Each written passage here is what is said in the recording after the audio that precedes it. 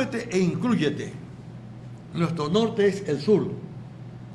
Dicen que es lo más lindo, no solamente exigir lo imposible. ¿Se acuerdan del mayo francés que decían los muchachos? Seamos realistas, exijamos lo imposible. Ya con los años decimos nosotros, seamos realistas, construyamos lo imposible. Por eso hemos logrado algo imposible. Traer aquí un catedrático universitario, un activista social, subsecretario regional del Ministerio de Inclusión Campesina y todas esas cosas. Hombres que han pasado las décadas y continúan soñando, viviendo en el futuro y contándonos a veces ese futuro. Carlos Camba está con nosotros en la Unión Nacional de Periodistas, organismo histórico que nunca se ha vendido, que paga al día a los trabajadores, que nos da alimentación gratis a los periodistas, ¿sí o no? Claro. Lunes, miércoles y viernes. Se las arregla luchando con dignidad, mostrando que sí se puede, con ánimo, valor, fuerza y coraje, conseguir muchas cosas. Por eso hemos conseguido que venga Carlos Camba aquí a este auditorio maravilloso. Maestro, mucho gusto en saludarlo. Encantadísimo. Buenas tardes a los amigos oyentes. Buenas tardes a ustedes, ¿no? Sí valdría incluir, yo fui presidente de la Unión Nacional de Periodistas Núcleo de los Ríos. Ah, sí, pues presidente de la Unión Nacional de Periodistas Núcleo de los Ríos. Y era clave, comunicador extraordinario. Hicimos un trabajo un poco conjunto con Juan Centurión, que en aquella época era presidente de la Unión Nacional de Periodistas del Guayas. Del Guayas. Sí. Una historia tremenda, ¿no?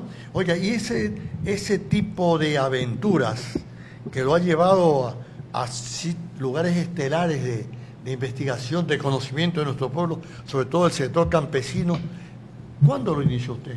¿Ya a los 20 a 30 años o cuándo? 20 años, 22 años. Sí, pero sí. Mucho antes, por favor, no saque el cuerpo. Yo lo veía a usted, carita sucia, tira piedra, a los 15 años. Era muchachito ya revoltoso, ¿sí? ¿O estoy calumniándolo? El problema es que un poco nosotros, o quienes soñamos, porque siempre el proceso revolucionario empezó por un sueño, utopías a veces, y en ocasiones utopías que se hacían realidad, cosas que se lograban, cosas que se han logrado. En ese proceso, uno desde muchacho, yo tengo tengo realmente o quiero yo recoger el sentimiento de la juventud de los años 60, 70. Ajá. Quiero un poco yo en los últimos años, me he dedicado a leer mucho lo que tiene que ver con el movimiento hippie. Ajá. Lo que tiene que ver con el grupo de los 5 de Guayaquil. Enrique Gil, aquí Gallo Lara, de Metro Aguilera, Malta. Que recogían justamente las vivencias y los horrores que vivía el montuyo, el serrano, el obrero, el indígena, y que los expresaban y que los expresaban en sus libros como parte de la denuncia, pero como parte también de la reflexión de la sociedad, que la sociedad entienda que había un pueblo marginado, que había una sociedad a la que había que empezar a reivindicar, que había que buscar, o en esa búsqueda de esos sueños, levantar ese espíritu de ese sentimiento puro, fundamentalmente de nuestro campesino. De la sierra y de la costa. De la sierra y la costa. Yo un poco más me refiero a la costa porque mi trabajo más se centró en la costa. Ajá. ¿Sí?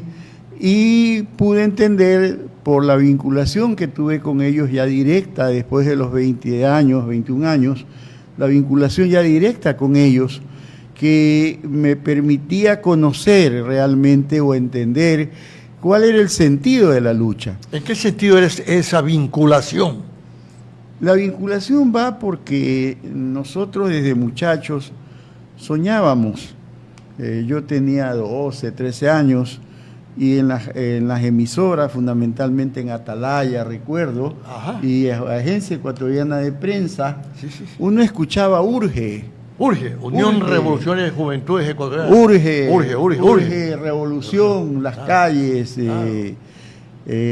Fernández Calle con su genialidad. Hugo Fernández Calles. Hugo Fernández con su genialidad llevaba los micrófonos a las calles y se escuchaba y parecía que era real, y en su cabina Fernández tenía todo un equipo que le permitía hacer aparecer lo que nosotros ahora vemos en televisión. En radio aparecía, sonaban las sirenas, tenía toda una estructura que le permitía a él expresar eso, y los muchachos... mucha imaginación también. Mucha imaginación, además. Y los muchachos o la juventud de esa época, al escuchar los noticieros, se levantaba ese ánimo, ¿no?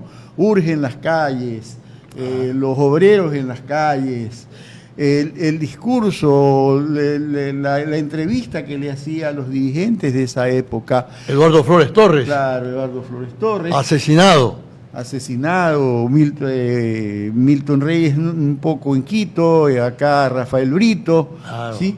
Eran asesinados, murieron en la dictadura de Velasco, murieron asesinados.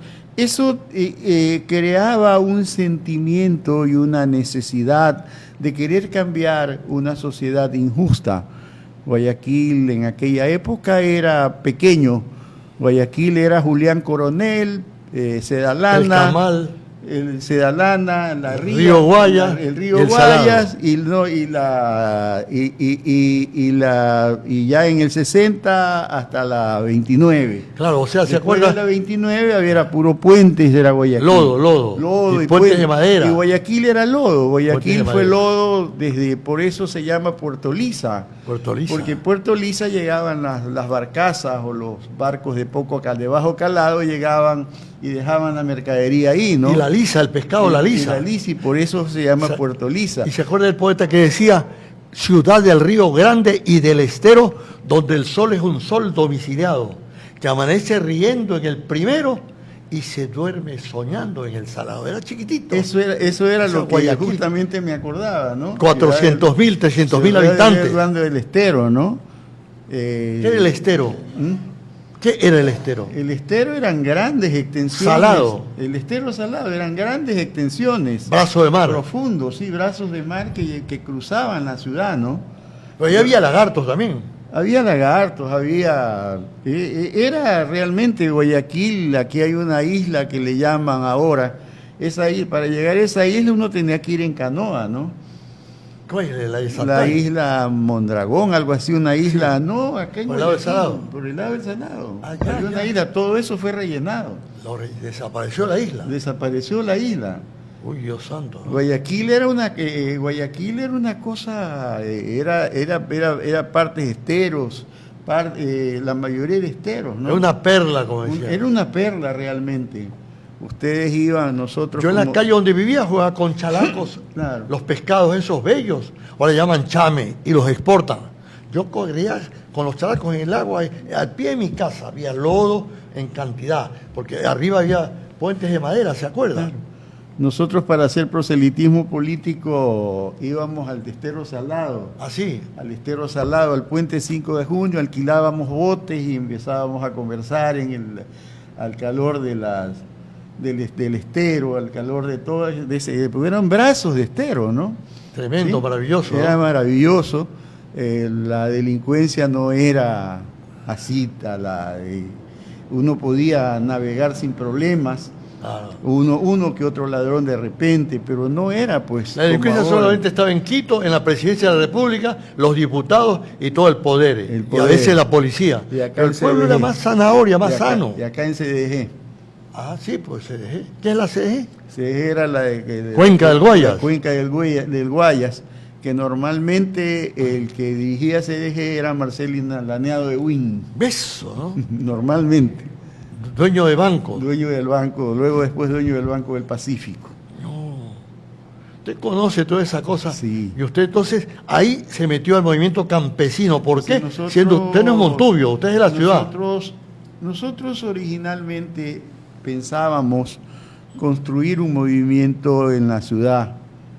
Un poco las lecciones decía yo temprano, el movimiento hippie, el grupo de los 5, esa literatura, Claro. Las luchas del movimiento obrero, que en aquellos momentos las luchas del movimiento campesino. Claro, sí. ¿Sí?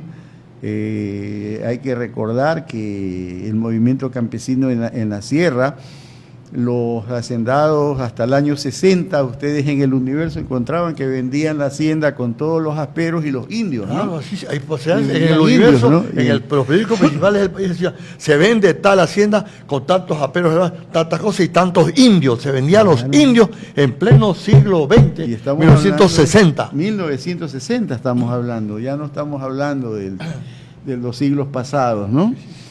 Entonces todo ese cúmulo de cosas iba aportando en una generación que recibe la influencia de Mayo del 68, como decías tú, Mayo 68, recibe la influencia... No tomes el ascensor, toma el poder, Mayo 68, ¿no? O hay otra, desabotona tu camisa, algo así. Hay que desabotonarse el cerebro tantas veces como uno se desabotona la bragueta. Venía el cerebro más que lo de abajo. Era Mayo 68. París. París. Acá los movimientos que se iban produciendo, los movimientos urbanos que se iban produciendo, ¿no? Ajá. Movimientos de izquierda, la izquierda que en aquella época llamaban radical, ¿no? Sí.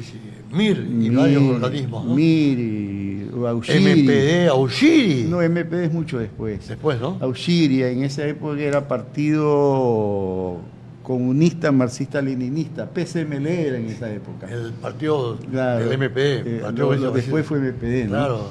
El PCML. Los socialistas también, los socialistas revolucionarios de Reynolds. Y además había los socialistas amarillos, ¿no? Así, ¿no? Claro. O sea, la izquierda dividida jamás se da poder. Eran los socialistas amarillos, entre ellos era Colón Serrano. Colón Serrano Murillo. Colón pero Serrano, pensadores, ¿no? Pensadores, sí. Benjamín Carrión. Carrión era radical. Era radical. Benjamín Carrión, qué maravilloso. Parra Carrión, revolución, ¿se acuerda? Claro. Eso se escuchaba, Urge, Parra Carrión. 1960, ¿no? Las calles de Guayaquil. Claro. Los muchachos de esa época, al escuchar esto, nos íbamos identificando, y en mi caso particular, mi padre fue dirigente sindical. No me diga. ¿Sí? Entonces, un poco nosotros nos crecimos alrededor de las huelgas municipales. Mi padre participó en una huelga que duró 6 meses y nosotros teníamos 4 o 5 años. El tipo de Robles Plaza. Sí. Fuimos parte de todo ese proceso de mi padre, ¿no? Que no les pagaban los sueldos y todo. No les pagaban, mi padre era dirigente sindical, siempre estaba, o era secretario general. Escondido, preso y todas esas cosas. En aquella época más era más los reclamos, la agitación, la efervescencia, ¿sí? Más era eso, ¿no? Ahora ya no. Ahora no, pues ahora lo meten preso, lo desaparecen, ¿no? Cuando es radical, y cuando no, lo compran y lo tienen a su servicio, ¿no? Chuzo, ¿no? Esa es la realidad actual. Decían que antiguamente a los profetas los mataban a pedradas. Ahora a silencios, a ostracismo, a desamores, incluso los propios hijos. No, pues el imperialismo, que es realmente quien maneja todo esto, va entendiendo y va comprendiendo las realidades, ¿no? Ajá. Va entendiendo las realidades. A partir de el Che Guevara, que es el último que matan. Sí. A partir de Che Guevara. El último conocido que matan, porque siguen matando, pero el último conocido y al pueblo matan de hambre. Y Roldós también, a partir de la muerte de Roldós, de Torrijos, ¿no? Y de los militares Allende. venezolanos. y un poco Allende, ellos entienden que el momento en que pasa eso, los terminan haciendo héroes, ¿no? Los terminan haciendo héroes. Claro, entonces, luego, y como entienden eso, después de eso empiezan las campañas de desprestigio, ¿no? Los meten presos, los desprestigian, los desgastan, ¿sí? Hasta cuando ya se dan cuenta que no pasa nada, entonces ya ahí nuevamente les dan o les permiten, ¿no? Y complementan con la televisión, por eso, con la radio, por eso a Abimael Guzmán no lo matan, ¿no? Abimael Guzmán. El presidente Gonzalo del Perú. Está vivo todavía preso. Claro, lo tienen preso. Preso hace 30 años o más. Preso 30 años, ¿no? Más en el Perú. Y ningún gobierno llamado de izquierda o derecha lo ha sacado de la cárcel. Ninguno lo ha como sacado. Le pasaba al famoso llamado terrorista Carlos. Claro. Sigue preso. Sí. Hace más de 30 años. Entonces, y el pueblo no conoce eso. Conoce la radio, la televisión, la iglesia, con la escuela, colegio, universidad, cigarrillo, porno, terminan fútbol. desprestigiando tanto que la gente los odia, ¿no? Claro, hacen odiar a los pensadores. Hacen odiar a los pensadores, a los soñadores. Claro. Eso un poco es parte de este proceso de vida, ¿no? Y actualmente sigue siendo esa tónica, ¿no? Es el desprestigio y mucho más ahora. Antes por lo menos había la posibilidad de expresarse a través de los medios. Actualmente ni esa posibilidad hay, ¿no? ¿Y las redes sociales? Las redes sociales es el único instrumento que se tiene, pero ya en este momento también están hablando de cómo las controlan, ¿no? Controlan, ellos tienen sus grandes pensadores, llamados tanques pensantes, también trabajan en las redes sociales para crear estados de opinión mayoritarios, pues si no es necesario que maten al pueblo, a los dirigentes, porque nadie les hace caso. Ve, aquí hay Diego Delgado, nadie le hace caso. Aquí hay una minoría y nadie lo conoce, ni su familia. Son gente que Alberto Acosta. Porque han desarrollado una campaña de desprestigio tal que ser de izquierda es ser ladrón, de ser de izquierda es ser delincuente, de ser de izquierda es la expresión, ¿no? Han ridiculizado tanto a la revolución y a los pensadores que en este momento la gente siente es terrible. Porque como yo en algunas ocasiones sostengo, nosotros fuimos la expresión de los movimientos tanto obrero como campesino, fuimos su defensa, fuimos, lo que yo digo en ocasiones, fuimos sus guardaespaldas. Y digo fuimos sus guardaespaldas. Del pueblo. Del pueblo. ¿Por qué? Porque cuando nos necesitaban, nos buscaban. Y nosotros necesitábamos de ellos para desarrollar nuestro trabajo político, ¿sí? Y para hacernos conocer a través del trabajo político y hacernos conocer qué acción representábamos y a quiénes representábamos. Y ellos, porque ganaban sus conflictos, tanto en la tierra, tanto de tierras como en las fábricas, ganaban sus conflictos. O sea, el hombre de izquierda, la izquierda era quien realmente les permitía a ellos poder tener mejores condiciones de vida. La izquierda permitía que ellos mejores condiciones, pero luego ellos votaban por la derecha. Pero justamente, ¿por qué votaban por la derecha? Ahí viene el problema. Hasta ahora. ¿Por qué? Porque la izquierda nunca se preocupó de hacer un trabajo político serio que les permita poder, el único partido que realmente de izquierda que intentó hacer eso fue justamente el PSMLE. Partido Comunista Marxista, ellos fueron los chinos, con Jaime Hurtado. Ellos intentaron hacer un trabajo realmente que permita orgánico, fundamentalmente orgánico. La izquierda nunca ha trabajado en función de un trabajo orgánico, siempre ha trabajado en función del resultado, ¿sí? Ni siquiera el Partido Comunista, ¿no? Ni siquiera, nunca, el peor el Partido Comunista. Decían que ellos que cuando llovía en Moscú, salíamos con paraguas aquí en Ecuador. Claro. Entonces es la triste verdad, ¿no? Nunca se intentó hacer un trabajo, a más de tener a los dirigentes, a más de hablar con los dirigentes, nunca se intentó realmente trabajar con las bases para que las bases sientan que tenían su representación real. Ajá. Son formas de pensar, yo a veces digo, son formas de pensamiento. Yo leí el otro día algo de Saramago, y Saramago dice que... El portugués, premio Nobel. Premio Nobel. Saramago dice que cada uno de nosotros mira al mundo a través de nuestra propia mirada. En este mundo traidor nada es verdad ni es mentira. Claro. Todo según el color del cristal con que se mira. Claro. Entonces lo vemos a través de nuestra mirada. Entonces entiendo que estos dirigentes de partidos lo veían desde la mirada de expresarse y tener esa cuota de poder, porque sí tenían esa cuota de poder a través del Estado, ¿no? Claro, de alguna manera. Entonces, siempre tenían la cuota de poder a través, siempre. Siempre tuvieron una cuota de poder, ¿no?, a través del Estado, ¿sí? Entonces, para ellos no era realmente una necesidad urgente tener o hacer un trabajo en las masas, un trabajo en las bases, ¿sí?, que les permita a ellos tener un movimiento capaz de expresarse. Por eso las calles el 1 de mayo eran miles de gente. Claro. Divididos también. Pero incluso divididos eran miles, pero que en las elecciones no se expresaban porque no había ese trabajo que les permita a ellos decir yo pertenezco a este partido.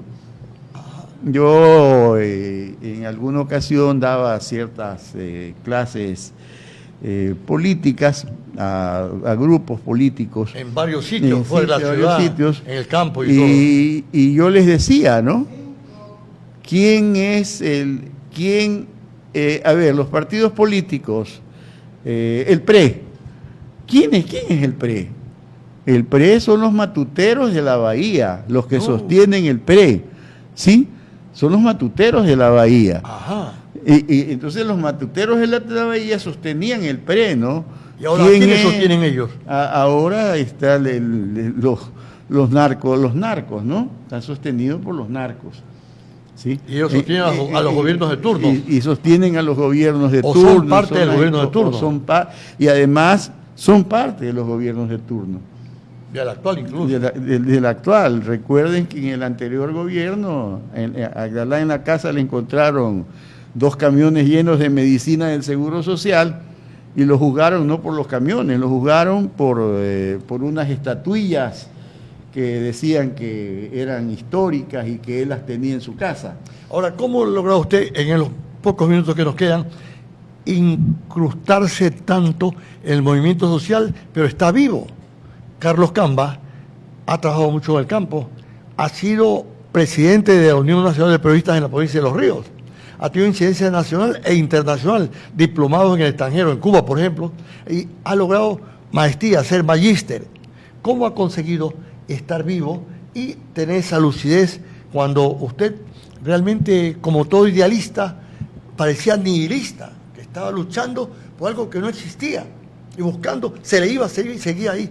¿Dónde están sus hijos, el hogar? ¿Qué se hicieron, Carlos Camba? Ellos viven tranquilos, tuve una mujer que los supo educar.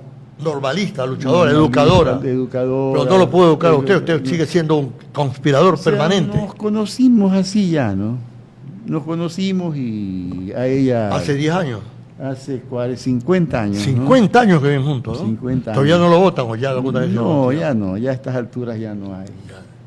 Ya no lo ya a estas alturas es hasta el final, ¿no? Qué lindo, o sea, ya no es del MPD. mamita pega duro. Claro, las expresiones.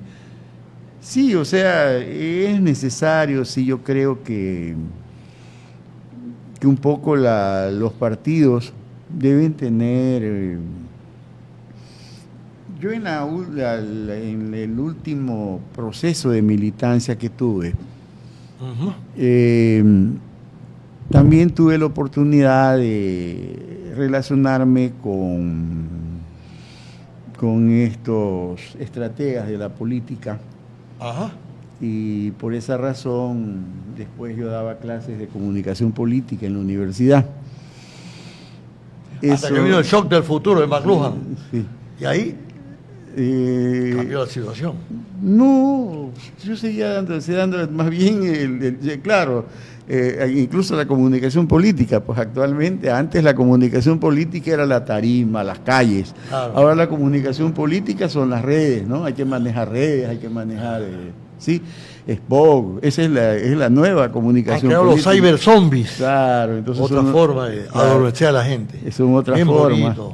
Sí, bien bonito. Pero una de las cosas que uno aprende en comunicación política, cuando realmente se quiere desarrollar un partido, es qué proyecto o qué se le ofrece a la gente. La gente no se liga a un proyecto político porque necesita agua potable. La gente se liga a un partido político porque el partido político le ofrece una esperanza. Pero hay una esperanza, hablará. Un sueño, le ofrece un sueño, le ofrece algo, ¿sí?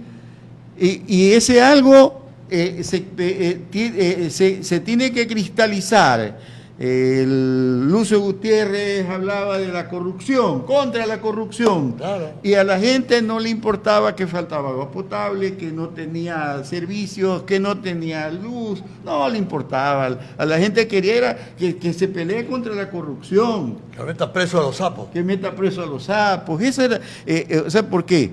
Entonces, pero nuestros partidos de izquierda, nuestros partidos, todos ellos, nunca tienen nunca le expresan, son puro dolor, ¿no? No tenemos agua, no tenemos luz, no hay universidades, sí, pero no decimos cómo podemos solucionar el problema del país o cómo encontramos en la gente ese sentimiento que permita a esa gente decir. Yo recuerdo en la campaña de Correa cuando llegaba decía, a ver, el problema es la educación, y sabía que en ese lugar el problema era la educación. Le llegaba al otro lugar y Correa decía, este es el problema de la salud, y sabía que ahí había salud. Entonces la gente decía, no, yo le dije a él que haga eso. Y la gente se involucraba, se sentía involucrada en ese proceso. Ajá. Me hace recordar de Velasco Ibarra, que también decía, les haré un puente aquí, pero no hay río, haremos también el río. Claro. Maestro, dicen, ves, nuevamente los semáforos primero, amarillo, ahora han sacado un semáforo rojo. Sí. Palabra, lo veo un poco triste a usted de todas maneras. Ahora se encendió últimamente, es una gran tristeza, pero cerremos con alguna frase suya, maestro. Yo, más que frase mía, quisiera expresar es algo que hay una canción hermosa de una francesa, Edith Piaf, que dice, no me arrepiento de nada. Qué lindo, ¿no? No me arrepiento de nada. No me arrepiento de nada. O La vida en rosas, ¿no? Qué bello, ¿sí? ¿No? Que yo me despediría con esa expresión, ¿no? ¿Sí? Sentir que lo que hice, lo hice porque había la necesidad de hacerlo. Si no se hizo, o no se pudo, o no se en buena hora, me siento muy complacido cuando Correa recoge toda la protesta de la izquierda y Correa la cristaliza. De alguna forma, ¿no? De alguna forma, la cristaliza, ¿no? pero no era idea de Correa, era la pelea de los sindicatos, la pelea de la gente de izquierda, la pelea de los campesinos, condensada en una sola propuesta que permite que él llegue al poder y que él tenga que cumplir con esa propuesta. Ya, perfectamente. Entonces, esa es la frase de mi maestro. Yo en cambio rescato que alguien me decía alguna vez, fíjate, si te tumban 10 veces, te levantan, otras 10, otras 100, otras 500. No han de ser tus caídas tan violentas, ni tampoco por ley han de ser tantas. Muchas gracias, maestro. Encantado de haber trabajado con usted. Este momento para mí muy impactante. Muchas gracias, Carlos Camba.